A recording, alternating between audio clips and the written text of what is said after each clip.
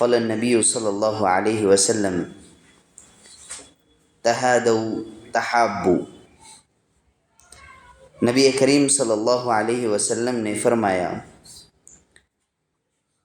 ایک دوسرے کو تحفہ دو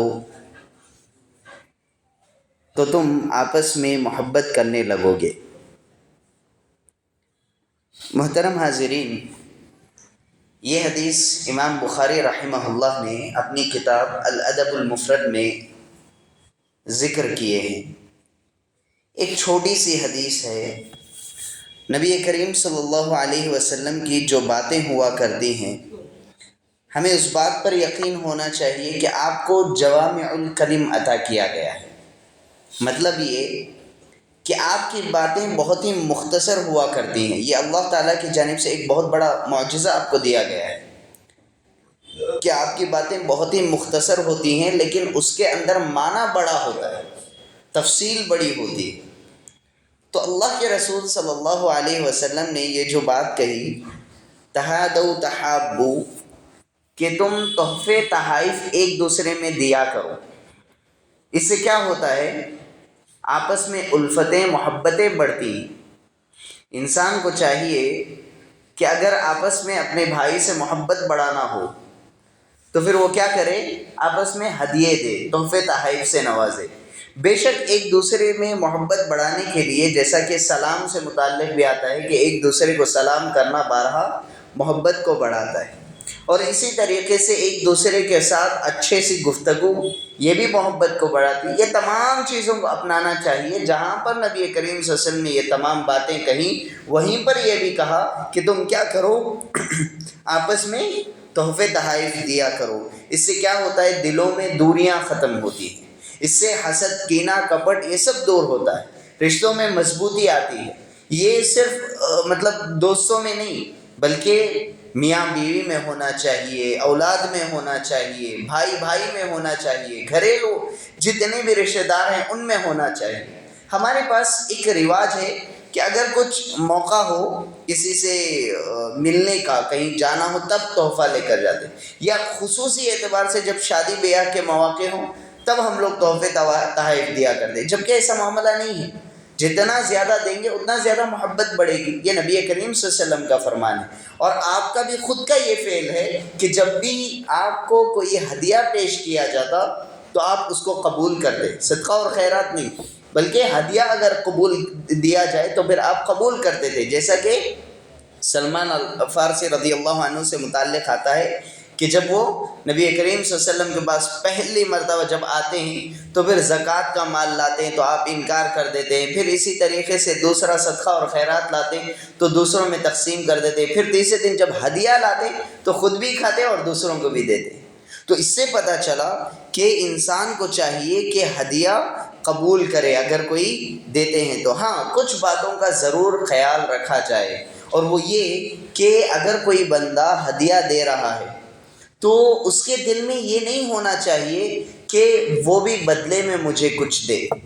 سامنے والا ہوتا کیا ہے؟ شیطان یہ ڈالتا ہے کہ دیکھو تم دے رہے ہو، وہ کیوں نہیں دے رہا ہے؟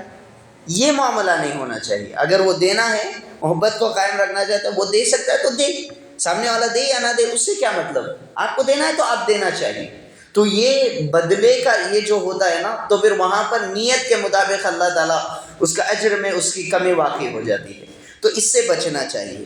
اسی طریقے سے یہ بھی نہیں ہونا چاہیے کہ میں اگر اس کو ہدیہ دوں تو پھر یہ مجھے بدلے میں بڑا ہدیہ دے، بڑا تحفہ دے، اور ہدیہ بھی اس کو نہ دے جو زیادہ مالدار ہو، یہ سوچتے ہوئے کہ وہ بڑا ہدیہ دے گا مجھے۔ یہ معاملہ نہیں ہونا چاہیے۔ پھر اللہ تعالیٰ اس کے نیت کے مطابق فیصلہ ایسا کرتے ہیں کہ اسے وہ چیز نہیں ملتی جس کی وہ توقع کر رہا ہو، تو ایسے میں وہ اپنے آپ میں کمی محسوس کرتا ہے، تو یہ معاملہ نہیں ہونا چاہیے۔ اسی طریقے سے یہ بھی کہ جب تحفہ دیا جائے کسی کو تو پھر احسان نہ جتلائے، اس لیے کہ احسان جتلانے والے اللہ سبحانہ و تعالیٰ کو پسند نہیں آتے۔ بے شک احسان جتلانا یہ صرف اللہ سبحانہ و تعالیٰ کے لیے زیب دیتا ہے، ہمارے لیے نہیں، انسان کے لیے۔ ہم نے کون سی بڑی تیر مار دی کہ ہم لوگ احسان جتلاتے ہیں؟ چار لوگوں کے سامنے بتا دیں کہ میں نے اس کو یہ تحفہ دیا ہے، تو ان چیزوں سے گریز کرنا چاہیے۔ اسی طریقے سے یہ بھی کہ جب کہیں سے تحفہ جو قبول کرتا ہے نا، اس کے لیے یہ بات ہے کہ اگر سامنے والا تحفہ دے رہا ہے تو پھر ایسا نہ ہو کہ معصیت پر مبنی ہو۔ کیسے کہ گناہوں میں شرکت کرنے کے لیے محبت اس وجہ سے بڑھائی جا رہی ہے کہ گناہوں میں مزید اضافہ ہو، ایک دوسرے کے درمیان غلطی پر جمع ہونا ہو، تو ایسے میں تحفے تحائف نہ تو دیے جائیں نہ ہی قبول کیے جائیں۔ دونوں طرف سے یہ ممکن نہیں ہے۔ اللہ سبحانہ وتعالیٰ نے کہا وَتَعَاوَنُوا عَلَى الْبِرِّ وَالتَّقْوَى وَلَا تَعَاوَنُوا عَلَى الْإِثْمِ وَالْعُدْوَانِ، تم آپس میں ایک دوسرے کی مدد کیا کرو۔ کس معاملے میں؟ تقوی کے معاملے میں، نیکی کے معاملے میں۔ ہاں، ایک دوسرے میں جو برائی ہوتی ہے، گناہ جو ہوتا ہے، اس میں ایک دوسرے کا ساتھ نہ دو۔ اگر یہ گناہوں کی وجہ سے تحفے تحائف آ رہے ہیں کہ ہم ان کا ساتھ گناہوں میں دیں، تو بے لازمی طور پر ایسے میں وہ تحفہ لینے کے بجائے، قبول کرنے کے بجائے رد کرنا یہ زیادہ افضل ہے، یہ زیادہ محفوظ ہے۔ ہاں، آج کے درس کی ایک آخری بات میں آپ کے سامنے رکھ دوں، وہ یہ کہ انسان کو چاہیے کہ جب تحفہ دے دے تو کچھ بھی معاملہ ہو جائے اسے واپس نہ لے، کچھ بھی ہو جائے، چاہے سامنے والے کی طرف سے نقص ہو یا خود اپنی طرف سے ہو، لڑائی جھگڑا ہو گیا ہو، کچھ بھی ہو جائے نہ لے۔ جیسا کہ ایک حدیث ہمیں ملتی ہے، نبی کریم صلی اللہ علیہ وسلم نے بیان کیا، صحیح بخاری اور صحیح مسلم کی حدیث ہے، کہا کہ العائد فی ہبتہ کالکلب یقیء ثم یعود فی قیئہ، کہا کہ جو تحفہ دیا جاتا ہے اور جو مانگتا ہے تحفہ دے کر کے، اس کی مثال اس کتے کی طرح ہے جو قے کر کے دوبارہ اسی کو چاٹنے لگتا ہے۔ یہ صحیح بخاری اور صحیح مسلم کی حدیث ہے۔ نبی کریم صلی اللہ علیہ وسلم نے کہا ہے، اس بات پر غور کریں اور اسے ذہن میں بٹھا لیں کہ نبی کریم صلی اللہ علیہ وسلم نے کہا کہ اس کی مثال ایسی ہے، جو تحفہ دے کر کے واپس مانگتا ہے، اس کی مثال ایسی ہے جیسے اس کتے کی طرح ہے جس نے قے کیا اور پھر اسی کو دوبارہ چاٹنے لگا۔ تو اتنی خطرناک وعید، اتنی خطرناک بات، اس سے اندازہ ہو جانا چاہیے کہ ہم اس سے کتنا زیادہ محفوظ ہونا ہوگا۔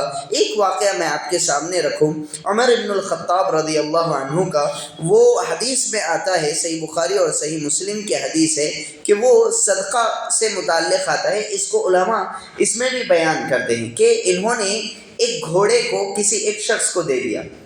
عمر رضی اللہ عنہ نے ایک گھوڑے کو کسی شخص کو دے دیا، تو دیکھا کہ وہ شخص اس گھوڑے کے ساتھ اچھا سلوک نہیں کر رہا ہے، اچھے سے پیش نہیں آ رہا ہے۔ تو ایسے میں نبی کریم صلی اللہ علیہ وسلم سے آ کر پوچھتے ہیں کہ اللہ کے رسول، کیا میں اس کو واپس خرید نہ لوں؟ کیا پوچھا انہوں نے؟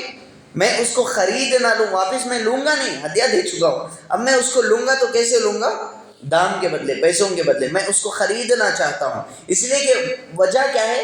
وہ اس کی صحیح سے دیکھ بھال نہیں کر رہا ہے۔ تو نبی کریم صلی اللہ علیہ وسلم نے کہا، منع کیا اور کہا لا تعد فی صدقتک وان اعطاکہ بدرہم، کہا کہ تمہارا جو صدقہ ہے، تم نے جو دے دیا ہے نا دوسرے کو، اس کو ہرگز واپس نہ لو، اگرچہ کہ وہ ایک درہم کے بدلے ہی کیوں نہ دینے پر مجبور کرے۔ کہا کہ وہ شخص دینا چاہتا ہے، ایک درہم کے بدلے بھی اگر وہ تمہیں آ کر کے واپس دینا چاہے تو تم نہ لو، تم جا کر کے لینا، یہ دوسری بات ہے۔ پہلا اسٹیپ کیا؟ اگر وہ بھی آ کر کے دینا چاہے تو بھی تم نہ لو، ایک درہم کے بدلے ہی کیوں نہ ہو، اگر وہ لا کر دے تو تم نہ لو۔ تو اس سے پتہ چلا کہ ہدیے دینا آپس میں الفت کو بڑھاتا ہے، محبت کو بڑھاتا ہے، لیکن جہاں پر یہ ہدیہ تحفے تحائف دینے کا معاملہ ہے، وہیں پر نیتوں کو صاف رکھنا یہ ایک پہلو ہے، اور اسی طریقے سے دینے کے بعد پھر اس کے بعد افسوس کرنا یا پھر اسے واپس لینے کا ارادہ کرنا، یہ اور بڑی خطرناکی ہے۔ تو ہمیں چاہیے کہ ہم اس پر عمل کریں۔ نبی کریم صلی اللہ علیہ وسلم کے بتائے ہوئے طریقے پر چلنے سے انسان ہمیشہ محفوظ رہتا ہے اور ہمیشہ بہترین انداز میں زندگی گزار سکتا ہے۔ اللہ